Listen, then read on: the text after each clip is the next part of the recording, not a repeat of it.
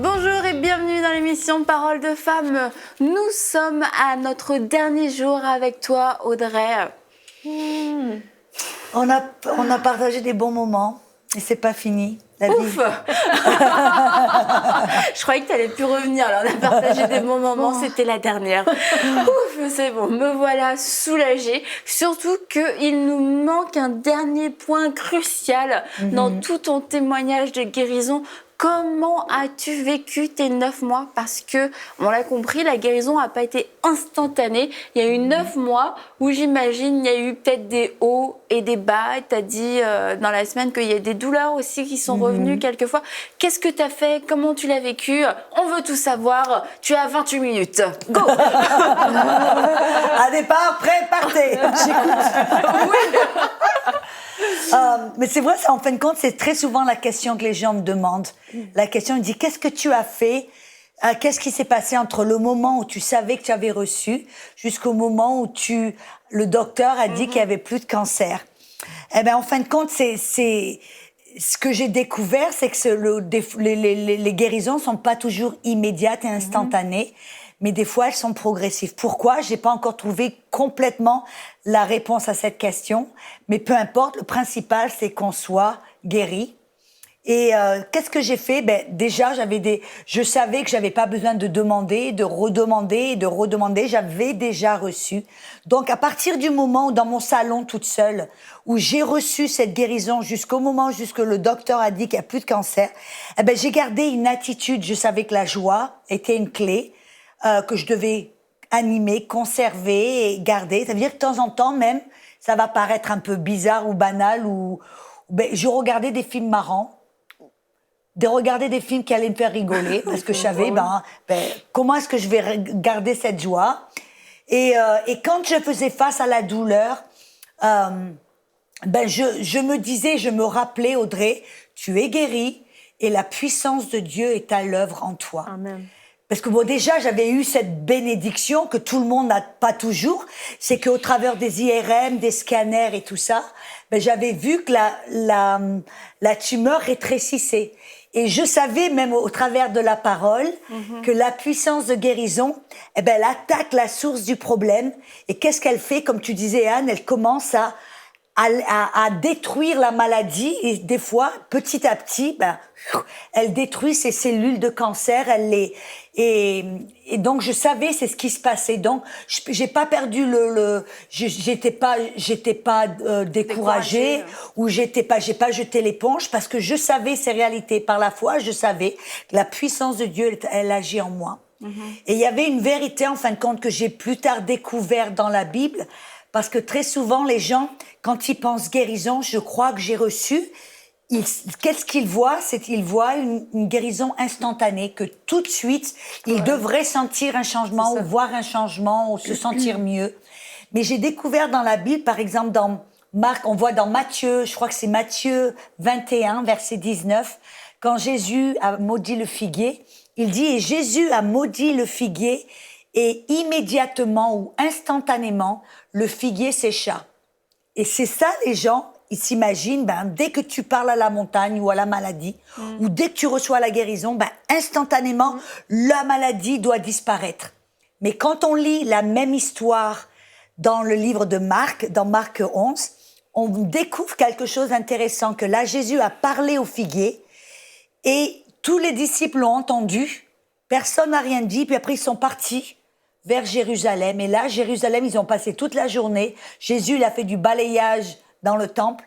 Et c'est le lendemain, dans le verset 20, il dit, et le lendemain, ils sont passés par le chemin. Et là, Pierre a vu le figuier. Et dans la Darby, ça dit séché depuis les racines. Dans la Louis II, ça dit jusqu'aux racines. Mais dans le grec, vraiment, et le Darby a bien traduit, c'est il a été séché depuis les racines. Là, qu'est-ce qu'on voit? C'est que dès que Jésus a parlé au figuier, immédiatement ou instantanément, la puissance de Dieu est allée à la racine de la maladie, cette cellule cancéreuse, a attaqué le cancer et a commencé à le défaire. Et des fois, le résultat se trouve 24 heures plus tard. Pour Jésus, ça a été... Quand le figuier séchait de la racine, Mais pendant ce moment-là, on le voyait pas. Exactement. Donc, et toi, pendant plusieurs mois, t'as pas nécessairement vu, mais t'as continué de croire malgré le fait que tu croyais pas. Mais j'ai commencé déjà Malgré parce que que la tu voyais pas, première. je veux dire. Mais ce qui se passe, c'est que la première. Parce que ça aurait pu être le côté qui aurait pu être décourageant, c'est que le cancer n'est pas disparu après le premier IRM ou deuxième IRM. Ouais. C'est que ça, mais C'était gratuit. je savais, tu le voyais je rétrécir voyais quand même, tu rétrécir voyais quand quelque même ce chose, qui hein. était puissant. Mais aujourd'hui, j'ai pas besoin de boire un IRM. Je sais que quand on parle à la maladie, au cancer ou quoi que ce soit, ben ça attaque la racine de la maladie. Et ça, en fin de compte, ça fait le sens inverse de la manière que la maladie va de pire en pire. Eh ben là, maintenant, c'est au sens inverse, ça va de mieux en mieux. Et pour moi, ça a pris, 9 mois. Mais pendant tout ce temps-là, c'était ça. Par là, je disais, la puissance de Dieu agit dans mon corps. C'est la vie qui reprend le dessus. Hein, quand, à un moment donné, on comparait à un bras de fer, hein, vraiment un bras de fer entre la mort et la vie, ben c'est ça. À un moment donné, la vie commence à reprendre ses droits pour complètement donner les stockades. Et quand je parle à mon corps, je déclare que la puissance de résurrection qui est en moi agit et redonne vie à tout mon corps mortel. Et qu'on se sente malade ou non, je pense que c'est bien de toujours le faire. J'aime bien m'entretenir pour empêcher la maladie de revenir. Tu sais, c'est puissant que tu dis ça parce qu'il y a un docteur, je sais que tu vas bien aimer, t'aimes bien ça. Il s'appelle Carl Peterson. C'était un chrétien rempli du Saint-Esprit. Et tout le monde lui demandait toujours qu'est-ce qui se passe dans le corps qu'est-ce qui se passe quand quelqu'un prie en langue ou loue le Seigneur. Et donc, il a fait une expérimentation. Il a branché plein de personnes qui étaient remplies du Saint-Esprit. Il les a branchées, tout ça, pour voir qu'est-ce qui se passait. Parce que c'était un chirurgien du cerveau. Et donc, ils se sont aperçus qu'il y avait une petite partie du cerveau qui s'appelle l'hypothalamus, qui fait, je crois que c'est ça, qui fait absolument rien du tout que sauf quand la personne prie en langue ou loue le Seigneur et fixe son regard, en fin de compte. Et qu'est-ce qui se passe quand la personne passe du temps à prier en langue ou passe du temps à remercier le Seigneur, à louer le Seigneur? Ben, ça dégage une substance qui s'appelle de l'endocrine et ça booste le système immunitaire, le système nerveux, le système endocrine et ça guérit le corps. C'est ça, Romains 8, 11, que la même puissance qui a ressuscité Jésus-Christ des morts va ressusciter, vivifier ton corps mortel. Et en fin de compte, c'est ça, je veux dire, entre le moment où tu as prié, tu crois que tu as reçu, entre le moment où tu as la manifestation, eh ben, on ne prie plus, on ne demande plus à Dieu de nous guérir. Pourquoi? Parce qu'on est rentré dans le repos. Rentrer dans le repos, ça ne veut pas dire qu'on est passif. Rentrer dans le repos, ça veut dire qu'on arrête d'essayer de demander à Dieu de faire quelque chose ou d'obtenir la guérison. On sait qu'on a reçu. Alors, ben, c'est fait. C'est du fini, c'est fait. Ben, maintenant, voilà, il me reste à remercier le Seigneur, il me reste à louer le Seigneur. Si on se sent faible ou on a de la douleur, je prie en langue. Et puis, quelque chose, ça vient avec ce qu'on avait partagé hier, c'est que quand on sait qu'on a reçu, eh ben, on va commencer à agir. Je parlais d'agir. Eh ben, pendant ce moment où je savais que j'avais reçu ma guérison, jusqu'au moment où j'ai vu la manifestation, le docteur m'a dit, surtout, Madame Mac, faites attention, vos os sont super fragiles. Ils peuvent se casser ce moins que rien, alors ne sautez pas, ne courez pas, ne portez pas de choses lourdes, faire très, très attention. Mais moi, parce que je savais que j'avais reçu ma guérison, et puis j'avais cette joie, cette paix, je savais que j'étais guérie. Et c'était au moment, en fin de compte, c'est tombé où on a vendu notre maison. Ça veut dire qu'il y avait quelqu'un qui devait faire les paquets, porter les paquets, pousser les meubles, porter des boîtes et des cartons. Eh ben, je me suis dit, ben alors, j'ai le choix. Qu'est-ce que je fais? Est-ce que j'obéis ce que le docteur fait? Fais bien attention, non? Ou est-ce que je sais que je suis guérie? Et la même chose, qu'est-ce que j'aurais fait si j'étais guérie? J'ai déménagé, j'ai poussé les meubles, j'ai porté les cartons. Tout ce qu'il fallait pas faire. Tout ce qu'il fallait pas faire. Et même j'ai dit, ben moi, je suis sautée dessus. Ah, vraiment. Et j'ai couru, j'ai fait Toi, parce que j'ai dit, je suis T'es un peu guérie. kamikaze, quand même. Non, je sais, Elle a sauté sur les cartons. Elle a sauté sur le carton. Mais je peux comprendre que ça venait vraiment d'une conviction profonde. Quand Bingo. on sait qu'on est guéri, c'est comme, il n'y a personne, il n'y a pas un démon de l'enfer, il n'y a pas un homme sur la terre qui peut nous faire croire le contraire. Et c'est vraiment la révélation, c'était un réma. Et c'est comme, ben pour toi, OK, l'homme disait que tu étais malade, que tu ne devais pas faire ça, mais Dieu t'avait dit Moi, autre je sais que chose. je suis guérie. Et la parole de Dieu, c'était le point final, C'est c'était trop le dernier super. mot. Parce que tu sais, il y a toujours des gens qui me demandent, Audrey, quand j'enseigne, ils me disent, Audrey, est-ce que je dois arrêter mes médicaments? Je leur dis, si tu dois me demander, si tu dois arrêter tes c'est médicaments, pas bon. alors continue à prendre tes médicaments. Parce que si tu sais que si c'était une conviction et une direction qui vient du Saint-Esprit, t'as pas à demander à quelqu'un d'autre. Tu sais, ben, je dois arrêter mes médicaments. C'est quelque chose qui vient de ton cœur, une conviction, une direction du Saint-Esprit qui vient de ton cœur. Alors, je dis, moi, ce que je conseille, je dis, ben, continue à prendre tes médicaments, mais prends-les par la foi. Et à chaque fois que tu les prends, tu dis, ben, merci Saint-Esprit, que cette médicament m'a fait du bien. Et toi, Saint-Esprit, tu me montres quand je dois m'arrêter. C'est pas moi qui vais te le dire, tu demandes au Saint-Esprit, puisque tu as le Saint-Esprit en toi. Et puis on voit que la foi fonctionne vraiment avec la patience et la persévérance. Parce que toi, tu as dit que tu étais encouragée par tes IRM de voir le résultat, tu vois la tumeur qui diminue. Rétrécie. Mais n'empêche qu'elle était toujours là. Et tu aurais pu, malgré tout ça, être découragée. Bah mince, tu sais, elle est encore là. Et pendant 9 mois.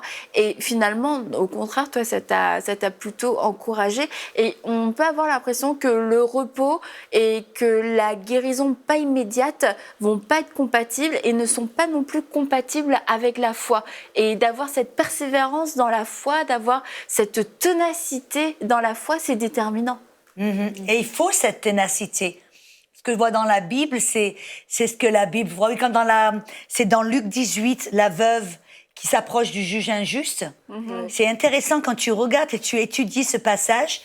On a l'impression qu'on nous dit, oh, il faut prier, demander.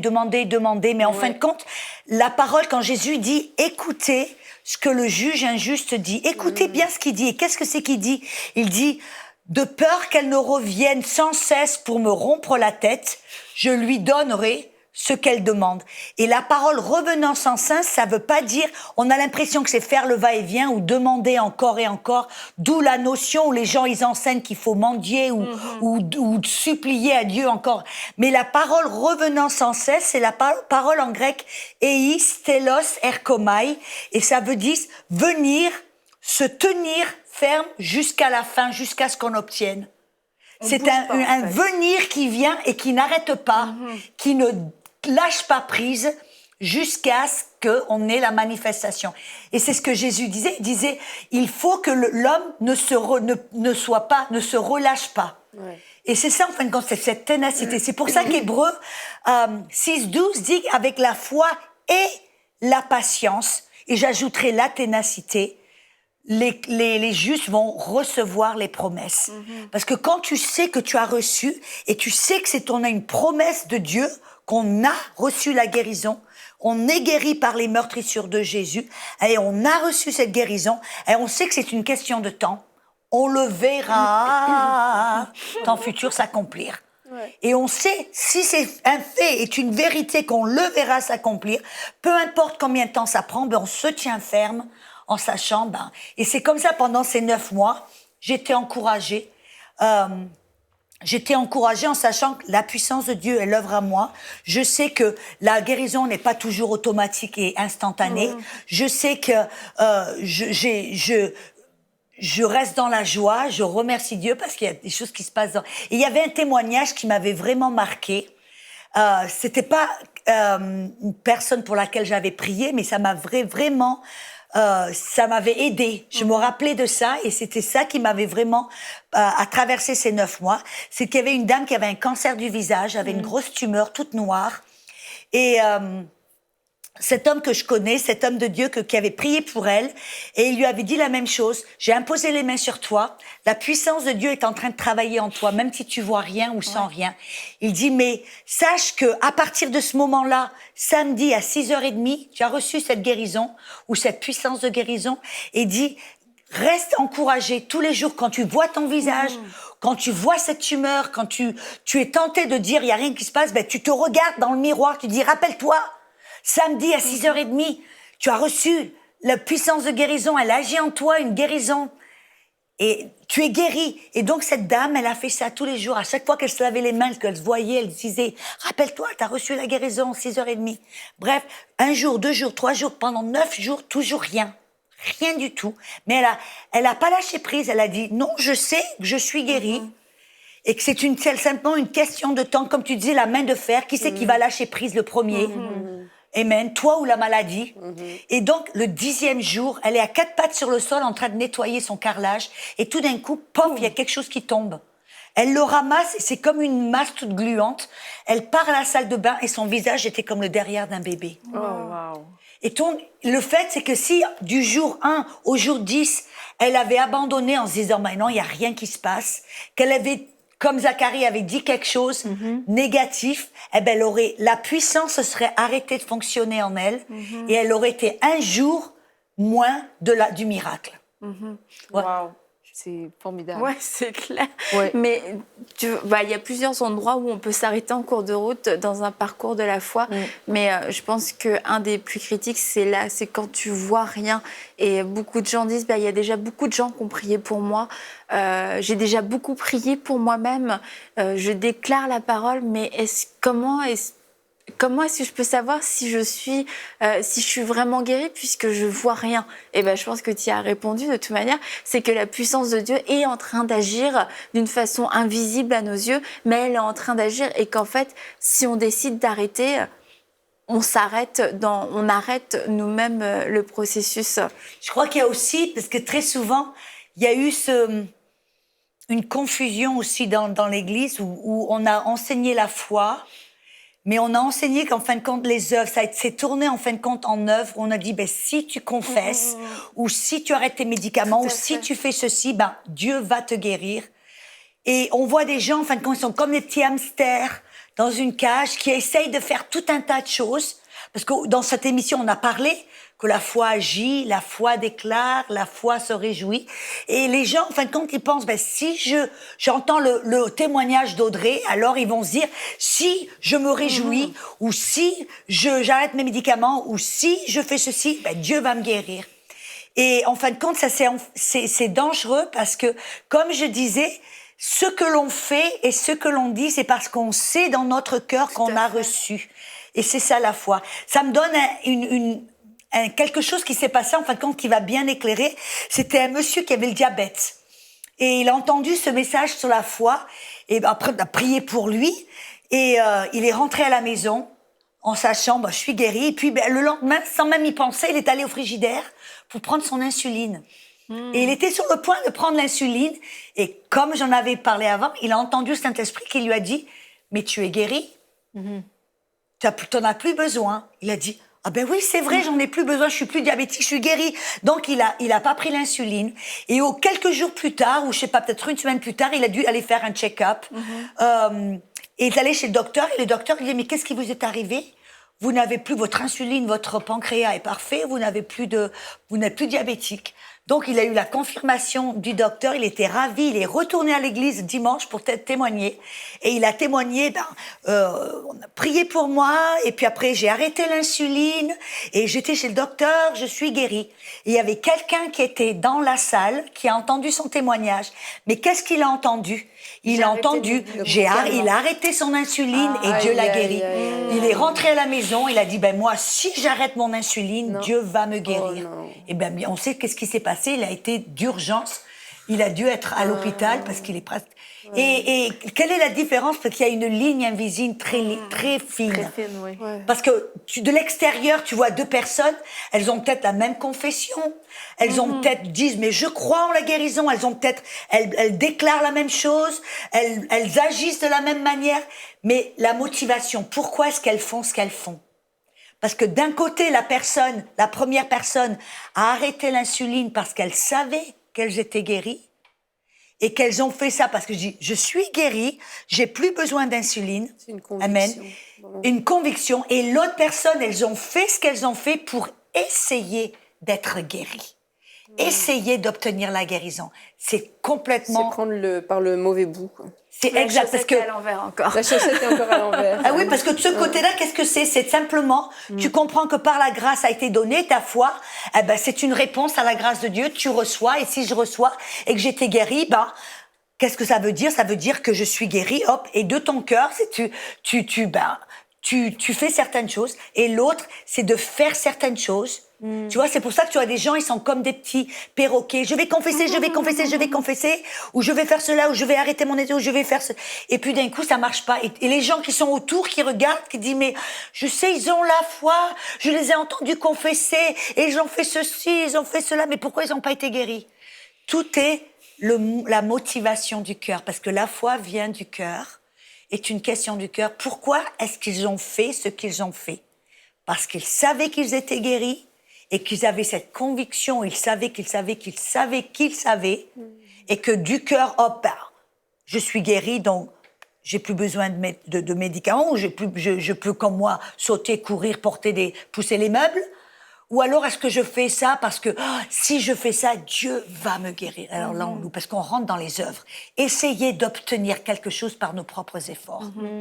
Et ça annule la grâce de Dieu. Et d'où l'importance, on en revient à notre première émission de lundi, c'est d'avoir cette fondation dans la parole et d'avoir cette relation personnelle avec le Seigneur pour qu'il puisse nous parler à nous directement. Et c'est sûr, les témoignages, c'est formidable parce que c'est inspirant. Et puis je m'en souviens, il y avait une enseignante qui disait mais plutôt que d'imiter ce que les grands hommes et femmes de Dieu font, imiter leur consécration, imiter leur relation avec Dieu dans le sens ne regardez pas aux fruits et aux actions vues de l'extérieur, mais imitez la consécration. Que ce soit et une vous allez inspiration porter, pour aller vers Dieu. Et vous allez porter vos propres fruits. Il va y avoir une conséquence de votre consécration personnelle, mais de vouloir juste calquer ces choses-là, tu as raison, c'est totalement dangereux et on ne veut pas que vous fassiez ça. On ne veut pas que parce qu'Audrey, elle a dit, elle a fait ci, elle a fait ça, que vous fassiez ça. Vraiment, l'encouragement de toute cette semaine, c'est que vous puissiez développer votre relation avec le Saint-Esprit pour qu'il puisse vous parler à vous de manière spécifique. On a parlé de l'entourage hier. Peut-être que c'est pas la stratégie qui vous convient à vous. Peut-être que c'est pas juste 5 personnes. Peut-être que c'est moins. Peut-être que c'est plus. Peut-être que vous devez le dire à votre église. Peut-être que vous devez le dire à personne. Faut que le Saint-Esprit vous le dise, que vous le sachiez et pas qu'on fasse Audrey a dit, qu'a dit la parole parce que toi, c'est ce que tu as fait. Ok, qu'est-ce que tu me dis, Saint-Esprit? C'est quoi la direction? C'est quoi le choix à prendre? Et c'est ça qui a porté du fruit dans ta vie. Et c'est aussi ça, je pense, qui fait défaut souvent. On entend des témoignages, comme tu dis, puis on saute aux conclusions. On essaie d'appliquer des principes, d'imiter d'appliquer des formules et des principes. C'est bien d'entendre, quand on entend que ça s'inspire, c'est bien. Mais qu'est-ce qu'on doit se dire? C'est que c'est le Saint-Esprit qui va nous rappeler certaines choses et nous dire, utilisez ceci, utilisez cela, utilisez... Bon, quand on entend la parole, on entend le témoignage, ça nourrit notre cœur, mais qu'on laisse le Saint-Esprit. Si je veux que les gens qui écoutent et qui regardent comprennent une chose, et ce que tu as dit, c'est que c'est pas de regarder à Audrey ce qu'elle a fait, mais d'aller, que ça vous inspire à aller vers le Saint-Esprit et lui dire, ok Saint-Esprit, si toi tu lui as parlé, tu vas me parler. Parce que Dieu, il fait pas dire, oh, je vais parler simplement. Non, la Bible dit que ce sont les fils de Dieu qui sont guidés par le Saint-Esprit. Vous êtes tous des fils de Dieu. Vous êtes tous des filles de Dieu. Vous avez tous un droit à être guidés par le Saint-Esprit. Donc, simplement, on doit l'inviter. C'est ça, très souvent, les gens, ils vont courir à droite et à gauche, téléphoner au premier, à quelqu'un, au lieu d'aller directement vers le Saint-Esprit. Et le Saint-Esprit, il œuvre par invitation. Parce qu'il ne va pas pousser, on se forcer sur quiconque. Il est tellement gentil. Des fois, on va demander à tout le monde de nous aider, sauf au Saint-Esprit. Donc, pour moi, la conclusion, c'est aller vers le Saint-Esprit, demandez-lui son plan d'attaque pour votre vie. Et Dieu fait du sur-mesure dans la maladie comme dans n'importe quel domaine de notre vie. Exactement. Il ne faut jamais essayer de copier quoi que ce soit, et encore moins dans la maladie. Et j'aimerais qu'on puisse prier pour les gens, parce qu'on l'a dit, puis on est des femmes de parole de femmes. Et oui, qu'on puisse prier pour tous ces gens qui nous suivent, parce qu'il y a des gens vraiment, ils luttent dans leur corps contre la maladie, puis c'est une souffrance qui est réelle, mais il y a une bonne nouvelle pour vous. Jésus vous a guéri, vous êtes déjà guéri et on veut s'unir à votre foi, on veut croire que vous allez recevoir cette manifestation de votre guérison et qu'à partir de ce jour, notez le jour, l'heure, comme on l'a dit, que la manifestation de Dieu est en action dans votre corps. Donc Audrey, je vais te laisser clôturer cette semaine. Je sais qu'il y en a certains parmi vous, vous dites, mais moi j'ai pas le temps de passer, j'ai même pas 3 semaines, 2 semaines, je sais pas combien de temps vous êtes là au bord du précipice. Je dis, moi, j'ai pas tellement de temps pour essayer d'aller dans la parole mais Dieu, il est tellement bon, il est tellement miséricordieux. C'est ce qu'on appelle aussi les dons de l'esprit. Dans les dons de l'esprit, peut avoir une parole de connaissance et le Saint-Esprit, peu importe la distance, peu importe là où vous êtes, que ce soit en Afrique, en Europe, dans n'importe quel continent, la puissance du Saint-Esprit est là pour vous toucher et pour guérir votre corps. Alors je prie au nom de Jésus. Je vois qu'il y a quelqu'un, vous avez des problèmes d'intestin. C'est comme si on vous avait coupé l'intestin et pour une raison, pour une autre, et vous ne pouvez plus digérer la nourriture, vous ne pouvez plus manger, vous êtes en train de maigrir, vous êtes en train de perdre la vie et vous ne savez pas, ils vous ont même dit on va vous mettre des tuyaux pour vous alimenter pour le reste de votre vie. Alors à l'instant même, je prie au nom de Jésus, je parle à cet intestin et je commande à cet intestin d'être guéri, à se réouvrir et à pouvoir que la nourriture soit qu'elle soit alimentée, qu'elle puisse digérer au nom de Jésus. Il y a quelqu'un, vous avez des palpitations de cœur, vous avez des palpitations irrégulières, vous avez peut-être de l'apnée où vous devez vous réveiller pendant la nuit, où vous ne pouvez même pas respirer et votre cœur bat. Je prie au nom de Jésus que ce cœur soit guéri. Amen. Au nom de Jésus, je parle à ces palpitations irrégulières d'être régulières, pour ce cœur de battre régulièrement, que vos poumons puissent respirer d'une manière régulière. Je vois ces fatigues chroniques où vous n'arrivez même pas, comme la fibromyalgie. Je maudis la fibromyalgie dans vos corps. Au nom de Jésus, ces fatigues chroniques, je les maudis et je commande à la force du Seigneur d'énergiser votre corps, du haut de la tête jusqu'à la plante de ses pieds. J'ai tout cancer et toute tumeur, je les maudis au nom de Jésus. Et je commande à ce cancer, qu'il soit dans votre sein, qu'il soit dans votre pancréas, qu'il soit dans votre cerveau ou n'importe où dans votre... Je vois même une grosseur derrière le genou. Je maudis ces grosseurs et ces tumeurs au nom de Jésus à l'instant même.